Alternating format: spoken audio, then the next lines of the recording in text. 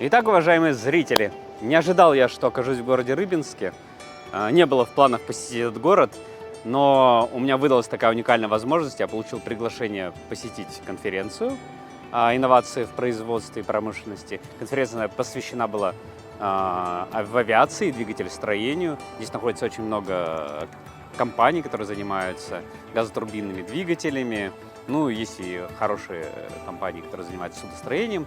И также я получил приглашение от моих заказчиков посетить их производство.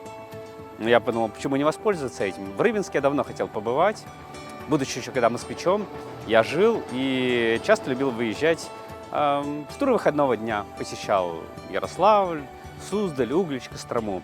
До Рыбинска не доезжал, очень была тогда тяжеленькая логистика, и мне не хватало выходных или было лень просто доехать до этого города. Но вот я здесь, и это здорово, потому что этот город, он прекрасно ложится в историю городов, находящихся по Волге. И, в общем-то, я постараюсь сделать эту историю, начать, наверное, даже цикл записи истории городов по Волге именно с города Рыбинска. Я надеюсь, что вам понравится этот мой первый документальный фильм из цикла «История городов на Волге».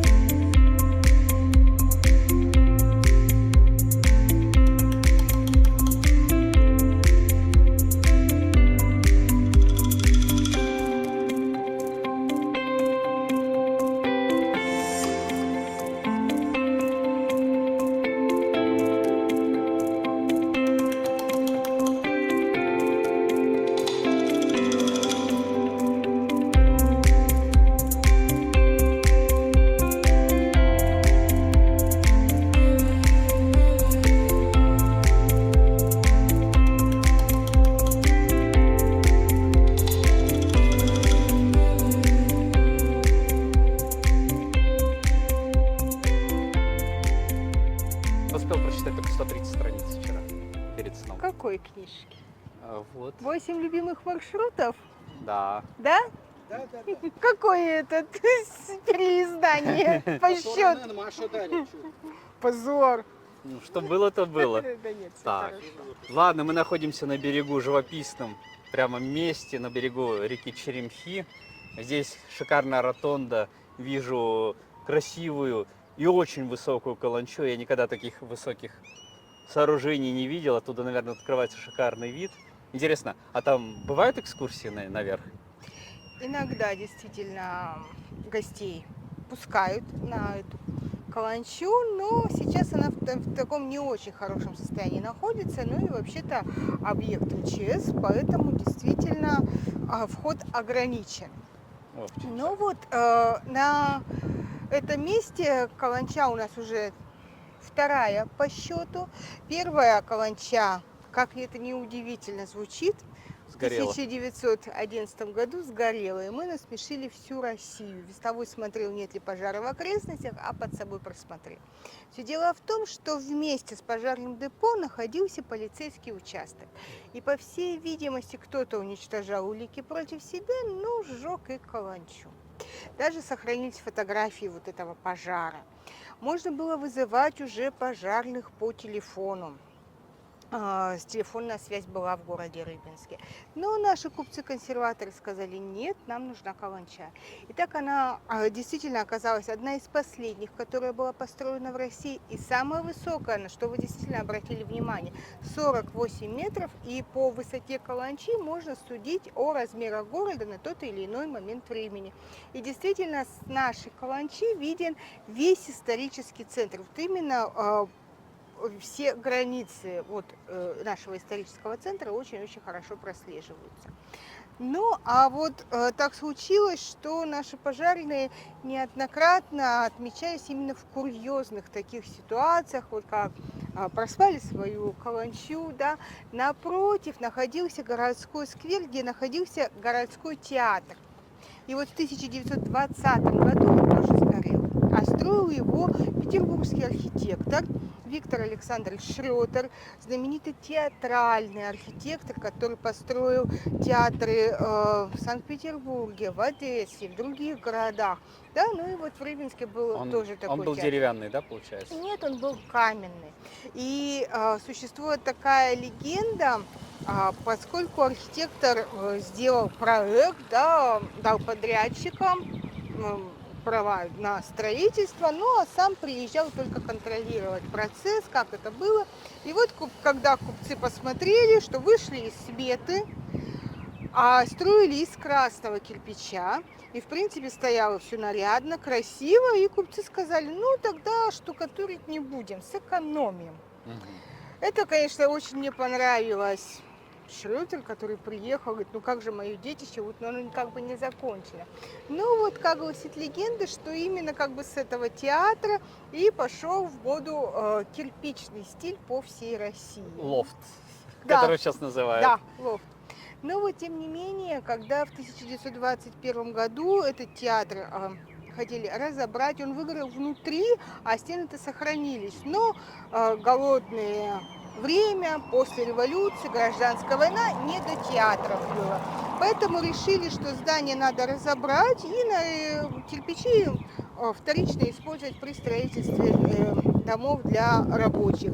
Но кладка была настолько прочная, что весь кирпич образовался, превратился в щебень и пошел на подсыпку наших дорог.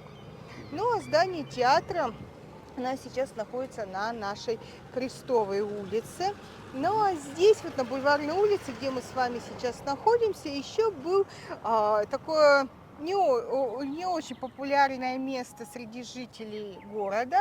У купцов оно было популярно. Это был ресторан Эльдорадо, где можно было снять и кабинет, где их развлекали певички, женщины легкого поведения в том числе. И вот наши Первый стриптиз. рыбинские купеческие жены собрались и подожгли этот ресторан, чтобы вот этого злачного места не было больше в Рыбинске. Да, вот, ну вот такое было. Тоже, кстати, недалеко находилось от Каланчи, но тем не менее все это сгорело. Но вот наша вот Бульварная улица, это действительно гордость жителей современного Рыбинска. Мы выиграли грант Минстроя и восстановили вот эту улицу в старинном стиле, да, выложили каменку, сделали, построили буфет. Не тот Эльдорадо не восстановили, а вот такие буфетики стояли в начале 20 века, где продавали лимонады, чай, да, прохладительные напитки.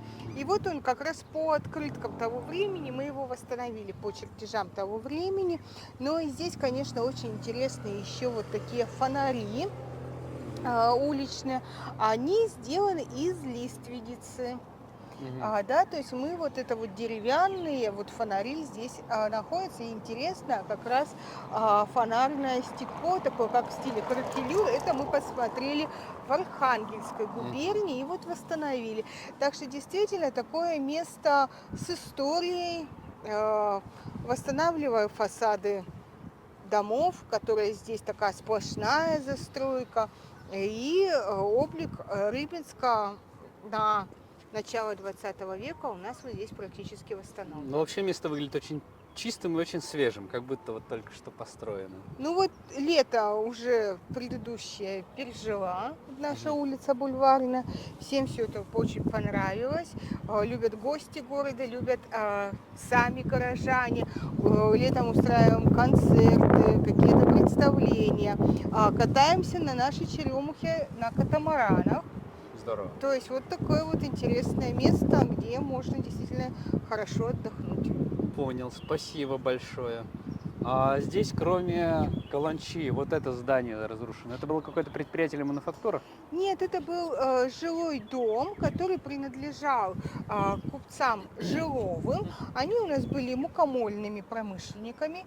Их мельница находилась на противоположном берегу, на реки Волги. И было закуплено английское оборудование, швейцарские технологии применялись. И Жиловы у нас были такими действительно большим купеческим родом. Жили и в Самаре, кстати говоря. И из рода Жиловых у нас происходит первая женщина-астроном в России. Мгм. Да, вот сейчас это здание у нас тоже восстанавливается, под гостиницу хотят сделать. А вот за ним вот часовенка такая находится, это музей Молокского края, музей затопленных территорий, того места, которое сейчас уже не существует. Мгм. Но в Рыбинске проживает достаточно большое количество потомков молокжан. Вообще с затопленных территорий переехало 130 тысяч жителей. Не только в город Рыбинск, Ярослав, в Иваново, в Кинешму. Очень много уехало в Ленинград.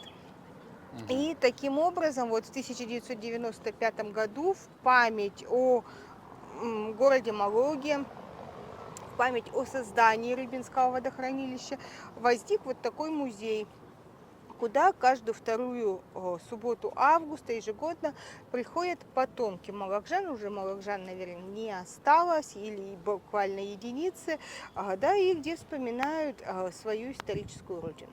Понятно. Ладно, спасибо большое. Да, пожалуйста. Вроде бы все. Так, ну что, ждем такси? Да, где у нас Леонид Михайлович? Вот. Так, где карета? Ладно, можем пока на скамейку пойти.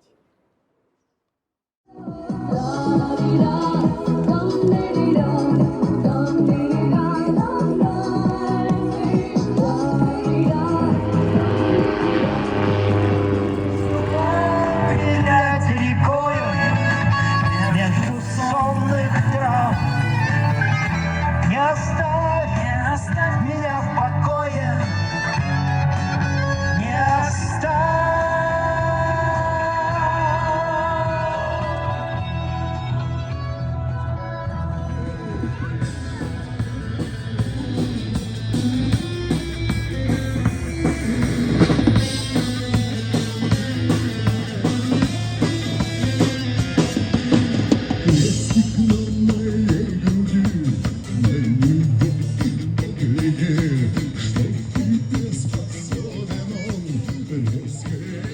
Ну что ж, пора поговорить про 20 век. В общем-то, интересно современный облик Рыбинска, как он формировался, когда была построена эта набережная, какие предприятия здесь появились и чем люди стали жить. Действительно, вот революционные события дали большой толчок, даже, наверное, не революционные события, а события Первой мировой войны дали толчок развитию индустриального города Рыбинска. И из города купца мы стали превращаться в такой крупный индустриальный центр Ярославской губернии. Как это ни странно, именно в Первую мировую войну у нас здесь открылись большие промышленные предприятия, которые стали основой индустриализации нашего города в 30-е годы. Из эвакуированных западных губерний сюда прибыли такие предприятия, как вагоностроительный завод «Феникс». В советское время это был завод, выпускающий полиграфические машины. И первая в Советском Союзе плоскопечатная машина «Пионер» была создана именно у нас, на нашем заводе, в 1931 году. Затем на этой машине выпускали газеты «Правда», печаталась «Советская Россия», «Комсомольская правда» и многие-многие другие. Да? И первая ротационная машина тоже была построена именно в Рыбинске. В 1931 году именно, опять же, в Рыбинске 1 мая был выпущен первый дорожный каток в Советском Союзе. И мы стали выпускать технику, которая стала строить дороги. Вот такое у нас интересно, Ну, да? вообще, насколько я знаю, индустриализация началась намного раньше. Здесь стали собирать первые пароходы. И первые пароходы действительно стали собирать в Рыбинске, хотя вот как раз в других источниках есть информация о том, что первый пароход прибыл из Европы, из Роттердама в Самару, там он был собран и отправился в первый рейс как раз до Рыбинска. Но вот есть сведения, есть архивные сведения, что именно он прибыл, этот в разобранном состоянии пароход под Рыбинск, местечко Копаево, где был собран и отправился до Самары, а потом уже из Самары к нам прибыл с зерном. Но здесь стали действительно большие верфи строятся. В 1907 году появилась верфь братьев Нобель. Это сейчас ее современное название, а в то время назывался фирмы Бранобель, судоремонтные мастерские. В народе их стали называть слип за устройство из воды, которая на сушу поднимает суда.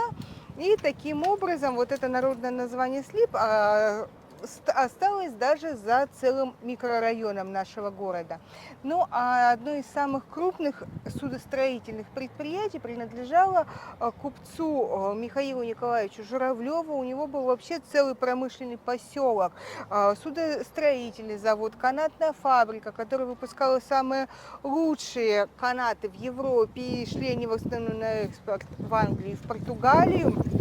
Там был судоремонтный завод, чугунолитейный завод, кирпичный завод и даже молочная ферма для рабочих вот этих всех предприятий. На предприятиях его работало 5000 человек рабочих, и поэтому село Абакумово иногда называли «наша маленькая Англия», насколько было все очень продумано и технологически сделано. И именно на заводе Журавлева были выпущены первые нефтеналивные суда в России для фирмы Бранобель как раз. А так Журавлев выпускал небольшие суда такого пригородного сообщения, их называли пчелки, и их на Волге было очень-очень большое количество. Если это говорить про судостроение, да, ну вот можно говорить о том, как, конечно, наше самое крупное предприятие, которое сейчас самое крупное предприятие Ярославской области, это ПАО ДК «Сатурн», как сейчас он называется. А вот в 1916 году этот завод стал строиться как автомобильный завод «Русский Рено». И в 1917 году мы отремонтировали 122 автомобиля на наших площадях. Ну а вот с 20-х годов 20 века этот завод стал заниматься созданием авиационных двигателей и стал их выпускать. То есть первые истребители, а интересно, для каких истребителей делали двигатели? Мы не для истребителей делали, мы делали для тяжелых бомбардировщиков, такие как ТБ-3. Да, мы выпускали первый двигатель М100, наша знаменитая соточка, которая была разработана под эгидой конструктора, нашего главного конструктора Климова. Да, и получили, между прочим, первые в Ярославской области орден Ленина, промышленное предприятие, да, когда вот область наша образовалась в 1936 году. Это вот наше такое большое предприятие, многие его называют градообразующим нашим предприятием, но город наш промышленный, у нас было действительно большое количество предприятий, самый крупный это был действительно моторостроительный завод, он на протяжении всей своей истории менял название, был машиностроительный, просто почтовый ящик номер 20 и многие-многие другие. Но когда мы сейчас, современники, говорим, где работаешь, и говорим на заводе, мы понимаем, что работают на Сатурне. Как бы других предприятий у нас таких больших нету. Да, у нас есть приборостроительный завод, который сотрудничает с космосом и выпускал первые тренажеры для первого отряда космонавтов. Поэтому все космонавты из первого отряда у нас в Рыбинске побывали. На предприятии побывали, в городе побывали на отдыхе на нашем Рыбинском водохранилище. Об этом, конечно же, тоже мы это хорошо все знаем. Действительно, для города много такого вот, что называется первый, да, вот выпущенный, плоскопечатная машина «Пионер», первый дорожный каток. Наш катерозавод «Вымпел» первыми в Советском Союзе стали выпускать катера на экспорт в 30-е годы. Но вот в 1971 году мы выпустили в серийное производство первыми снегоходы «Буран». И для Рыбинска снегоход и «Буран» это как бы одно и то же название. Сейчас у снегоходов много названий: «Варяг», «Бурлак», «Тайга», но все-таки родное вот «Буран», оно вот 71 года. Понятно. Вот как странно, интересно даже, как развивался Рыбинск. То есть из рыбацкого центра он стал сначала сельскохозяйственным таким центром сбора зерна или транспортировки, потом был купеческим, торговым, сейчас он стал промышленным. Да, вот действительно наша кормилица Волга, матушка, действительно вот наше такое интересное географическое положение, это наш очень большой плюс. Мы сначала были как такой большой пристанью России, внутренним портом, перевалочным центром, поскольку Волга это сейчас вот, она, ну вот сейчас обмелела немножечко, поскольку ГЭС наши не работает в выходные дни. А так, действительно, Волга была очень мелководной рекой в XIX веке, и в засушливое лето Волгу можно было перейти с одного берега на другой. И вообще навигация заканчивалась в середине июля. Дальше ждали сезон дождей, чтобы реки наполнились, и обратно начиналась полноводная навигация. Но вот здесь вот именно Волга очень резко мелела, поэтому большие суда, которые приказал строить Петр I, пройти никак не могли. А он приказал строить большие суда, чтобы они были в длину минимум 80 метров, в ширину 14 метров. На них можно было перевести 450 тонн груза. Вот здесь такие большие суда никак не могли пройти, поэтому здесь начинает развиваться перевалочный пункт. С больших судов на маломерные суденышки стали перекладывать грузы. И вот маленькие суденышки, такие как Тихвинка, Унжак, Романовка, доходили только лишь до Петербурга, а обратно они не возвращались, их разбирали на дрова. Нужно было отапливать новую столицу, каменные дома, и придумали такой способ заготовки дров. Но нам это было на руку, здесь начинает развиваться судостроение. И в современном Рыбинске тоже есть несколько верфей, которые делают сухогрузы, краболовные суда. Мы делаем катера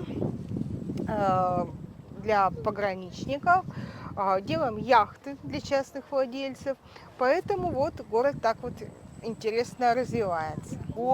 Которые жили как раз здесь, на Волжской набережной, и вот за нашей красавицей Никольской часовней находилась так называемая Вшивая горка, где жили бурлаки, когда приходили в Рыбинск. Извини, перебью, в Ижевске тоже есть Швивая горка. Вот. Ее потом стали называть Вшивая, но она изначально пошла от названия, что там швейная артель находилась. Нет, а у вас здесь своя. из-за нечистот, понятно, что грязь, да, различные болезни, не были чистоплотными у нас бурлаки. Так вот, для того, чтобы бурлак и сходил в город и никого не заразил, ему выдавали билет в баню, и только лишь после бани он имел право приходить как раз вот в центральную часть города. А Волжская набережная, она была у нас такой торговой, рабочей улицей. Здесь не было ни выступлений никаких музыкантов. Да, здесь полностью кипела вот рабочая жизнь. И вот бурлаки жили артелями. Для того, чтобы наниматься на работу, у каждого бурлака были свои особые признаки, да, чтобы вот каждый купец не подходил и говорит, свободен или занят, да, как проверить. У каждого бурлака была с собой ложка, ну это и в гигиенических целях, да, чтобы вот не заразиться никакими болезнями. И вот если ложка была заткнута в шапку, это говорило о том, что у бурлака не было работы, он свободен. Таким бурлаком можно было спокойно поторговаться. А сколько платили бурлакам за день, за километр? Им платили за километр пройденного Нет, пути? им с ними сразу обговаривалось как количество дней, путина. До Нижнего Новгорода шла 2 недели, до Саратова там 2 месяца. Поэтому платили сразу. Не паденно. Паденно у нас получали только лишь крючники или грузчики, да, как вот их называли в Рыбинске. Где-то рублей от 15 до 25. То есть они были действительно не высококвалифицированные рабочие, да, получали не такие большие деньги. На самом деле их хватало только лишь на уплату каких-то пошлин, налогов помещикам, что-то, может быть, что-то покушать. Ну, кормили их и обеспечивали одеждой во время путины сами купцы. Да? Ну а если вот ложка у бурлака была заткнута за пояс, значит бурлак уже был нанят на работу, и с ним можно было не торговаться. Ну а вот мы сейчас выходим на улицу Стоялую, где была такая в 19 веке своеобразная биржа труда, и некоторые бурлаки понимали, что без них... Паузу сделаем, давайте перейдем дорогу безопасно. У нас есть переход. Да, давайте перейдем. Да или вот здесь, Давайте или... там перейдем. Или там еще одна центральная, как говорится, площадь, вот, Да. про которую мы не сняли. Мгм. И вот здесь иногда бурлаки могли лечь отдохнуть.